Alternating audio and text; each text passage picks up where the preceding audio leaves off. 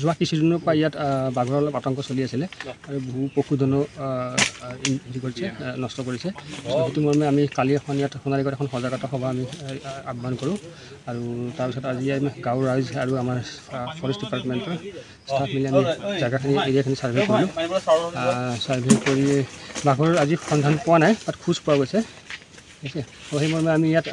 camera ট্ৰেপ লগোৱাৰ ব্যৱস্থা কৰিম আৰু বাঘটো পিঞ্জৰাবদ্ধ কৰাৰ কাৰণে অলৰেডি আমি আমাৰ জনোৱা আছে কেইটা বাঘ আছে বুলি ধাৰণা হয় বাঘ ৰাইজে কোৱা মতে 3টা বাঘ আছে বুলি কৈছে 2টা সৰু বাঘ মানে পোৱালি আৰু মছপলি এটা ডাঙৰ বাঘ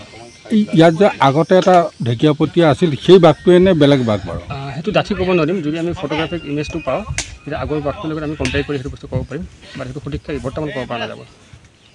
বাঘটো এতিয়াও ইয়াতে আছে বুলি অনুমান কৰিছে আছে বুলি গাঁৱৰ ৰাইজে কৈছে সেইটো মৰ্মে আমি আজি এৰিয়াটো আমি ছাৰ্ভে কৰিছোঁ আৰু ৰাতিও আমি আকৌ ড্ৰাইভ কৰিম আমি বাঘটো খেদাৰ কাৰণে সন্ধিয়া হ'লে